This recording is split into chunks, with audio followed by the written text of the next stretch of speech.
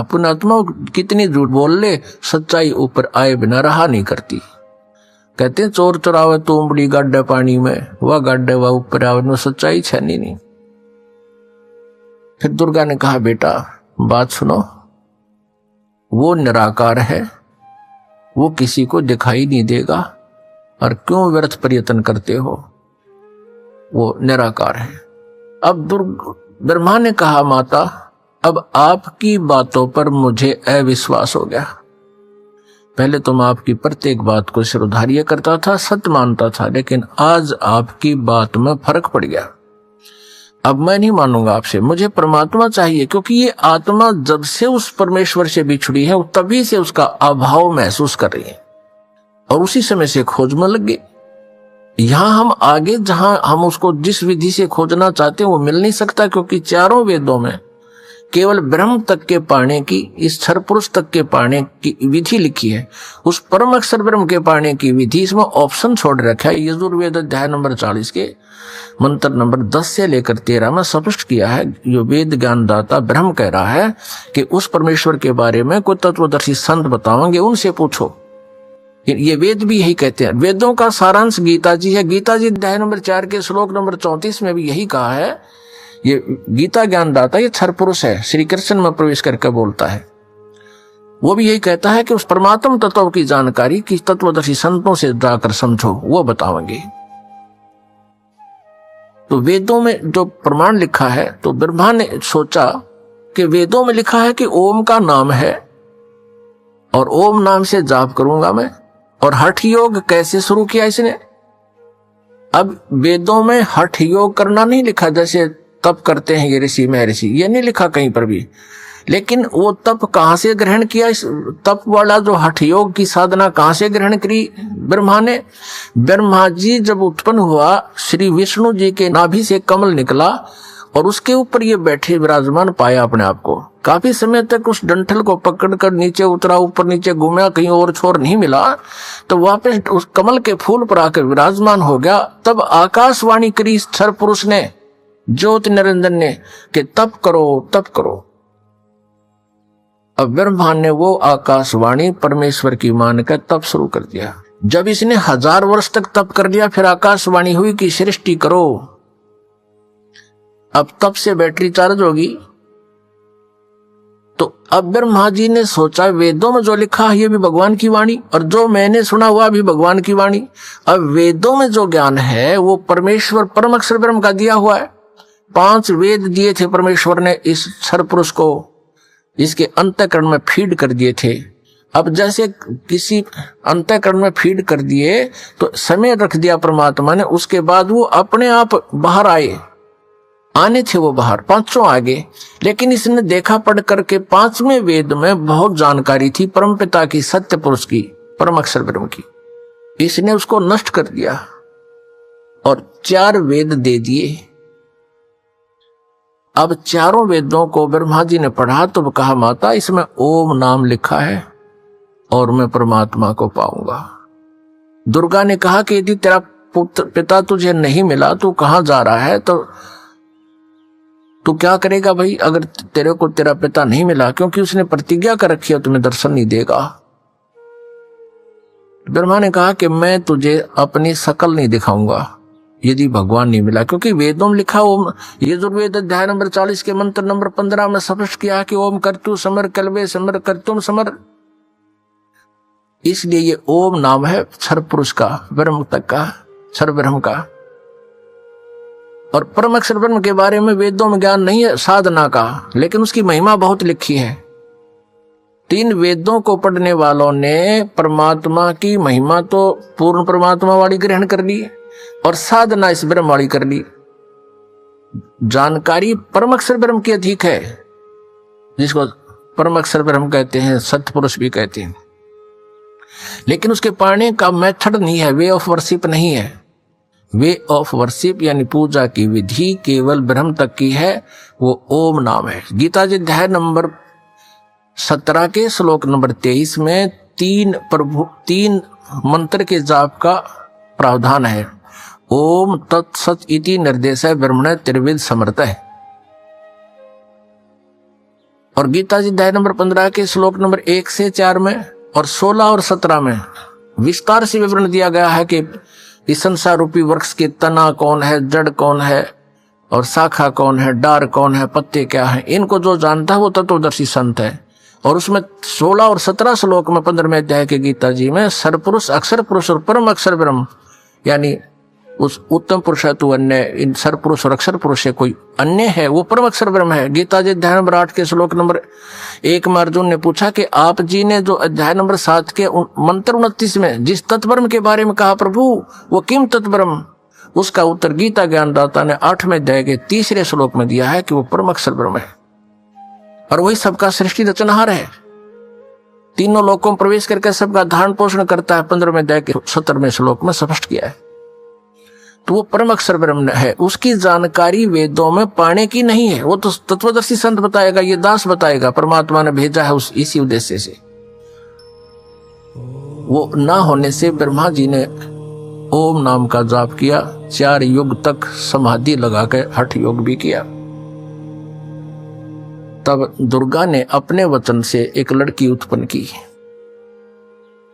और उससे कहा कि बेटी आप जाओ और ब्रह्मा को जो समाधिस्थ है उसको उठाओ और कहो कि आपको माता याद कर रही है, तेरे बिना सृष्टि नहीं रची जा रही। अब 4 युग जब बीत गए, आकाशवाणी की दुर्गा को सरपुरुष ने कि दुर्गा सृष्टि रचो। दुर्गा ने कहा, प्रकृति देवी ने कहा कि आपका ज्येष्ठ पुत्र आपकी खोज में गया है, मेरे मना करते करते भी गया है। तब आकाशवाणी से कहा उस काल ने, सरपुरुष ने, कि उसको बुलाओ, मैं कभी दर्शन नहीं दूंगा। तब वो लड़की वहां भेजी। लड़की ने जाकर के देखा कि आवाज लगाई, ब्रह्मा उठा नहीं। तब दुर्गा से अपना आकाश यानी अंदर से अंतःकरण से फोन किया, टेलीफोन किया कि माता ये उठ नहीं रहा, अब क्या करूं, बहुत आवाज लगा ली। दुर्गा ने कहा कि तू इसके चरण स्पर्श कर। चरण स्पर्श करते ही ब्रह्मा की आंखें यानी समाधि टूट गई। सामने देखा युवा लड़की को। ब्रह्मा जी ने कहा कि तू कौन कुलटा आ गई है, तुझे मैं श्राप दूंगा, तू मेरा तप भंग करने को आई है। तब लड़की ने कहा मेरे को माता ने भेजा है और आपके बिना सृष्टि रची नहीं जा रही है, बहुत चिंता है माता को, आप चलो। तब ब्रह्मा ने कहा कि कैसे चलूं, पिता के दर्शन हुए नहीं। मां से मैं प्रतिज्ञा करके आया था कि यदि प्रभु मुझे प्राप्त नहीं हुए तो मैं तुझे शकल नहीं दिखाऊंगा, दर्शन नहीं दूंगा, लौट कर नहीं आऊंगा। अब कैसे चलो, मुझे परमात्मा मिला नहीं। फिर ब्रह्मा ने कहा कि तू एक काम कर, मेरी झूठी गवाही दे दे तो मैं तेरे साथ चल पड़ूं। अब उस लड़की ने सोचा कि मां का कार्य नहीं हुआ तो अक्षुब्ध होगी, और यदि मैं झूठ बोलूंगी तो ये कह दे कि इसने अपनी मर्जी से बोला है, तो फिर मैं मारी जाऊंगी, मेरे ऊपर ज्यादा भार आएगा। तब उसने शर्त रखी कि तू मेरे साथ विलास कर, तब मैं तेरी झूठी गवाही दूंगी, तू मेरे साथ ऐसा कर। ब्रह्मा ने सोचा कि परमात्मा के दर्शन हुए नहीं, वैसे मैं घर जा नहीं सकता। उसने उस लड़की की बात को स्वीकार किया। फिर लड़की ने अपने वचन से एक और लड़की उत्पन्न की और कहा कि 1 से 2 गवाह ज्यादा अच्छे होते हैं। उस लड़की से कहा दूसरे नंबर की से कि तू भी गवाही देना कि ब्रह्मा जी को पिता के दर्शन हो गए और हमारे सामने हो गए। उसने भी यही शर्त रखी, इसी उद्देश्य से कहीं मैं झूठी ना सिद्ध कर दे मुझे ये और ये आप बच जावें। उस लड़की ने भी वही शर्त रखी ब्रह्मा ने वो स्वीकार किया। अब तीनों के तीनों मां के पास आ गए, दुर्गा के पास। अब दुर्गा ने पूछा, प्रकृति देवी ने पूछा ब्रह्मा से, क्या आपको अपने पिता के दर्शन हो गए? अब सुनियोजित षड्यंत्र के तहत ब्रह्मा ने कहा, हाँ मुझे पिताजी के दर्शन हो गए। तो दुर्गा ने कहा कि भाई कैसे मानूं मैं तेरी बात को, क्योंकि दुर्गा को तो फाइनल था कि उसने कह रखा कि मैं दर्शन नहीं दूंगा, ये मेरा फाइनल आदेश है, फाइनल फैसला है, डिसीजन है। अब दुर्गा को पूरा दृढ़ विश्वास था कि ऐसा तो हो नहीं सकता। तो उसने कहा कोई गवाह बता भाई, कोई एविडेंस दे। ब्रह्मा ने कहा कि दोनों लड़कियां मेरी गवाह हैं। अब उस दोनों लड़कियों से दुर्गा ने पूछा कि बताओ तुम्हारे सामने इसको दर्शन हुए हैं? हाँ। दोनों ने झूठी गवाही दे दी कि हमारे सामने इसको ब्रह्मा जी को भगवान ने दर्शन दिए हैं, मनुष्य दृश्य है। क्योंकि वेदों में लिखा है, यजुर्वेद अध्याय नंबर 5 के श्लोक नंबर 1 में और 5 के मंत्र नंबर 8 में, तो 8 में तो 3 बार लिखा भगवान के विषय में, और यजुर्वेद अध्याय नंबर 5 के श्लोक नंबर 1 मंत्र में 2 बार लिखा अग्ने तनुरसी विष्णुवे तवा सोमस्य तनुरसी। परमात्मा सहशरीर है, उस परमेश्वर का सबके धारण पोषण करने के लिए उस अमर पुरुष का शरीर है। और ऋग्वेद मंडल नंबर 1 सूक्त नंबर 31 स्पष्ट किया है कि वो नरवत अग्नि, मनुष्यवत, मनुष्य के समान है वो परमात्मा। तो ब्रह्मा को वेदों से तो पता था कि भगवान मनुष्य जैसा है, उधर से उनको समझा दिया, तुम न्यों बता दियो भगवान मनुष्य जैसा है। अब दुर्गा को सभी ने जब गवाही दे दी तो दुर्गा असमंजस में पड़ गई कि मेरे को तो वो कह रहा था मैं दर्शन दूंगा ही नहीं, और इन बच्चों को दर्शन दे दिए। अब दुर्गा अपने मन में दुखी होकर दूर जा बैठी और कहने लगी कि आप तो बहुत झूठे हो। आकाशवाणी अपने इंटरनेट कनेक्शन कर लिया, ऐसे ही कर लेते हैं बातें जब जिनकी भक्ति से जो सिद्धियां प्राप्त हो जाती हैं, दूसरे से दूर देश में बैठकर भी बातें की जा सकती हैं।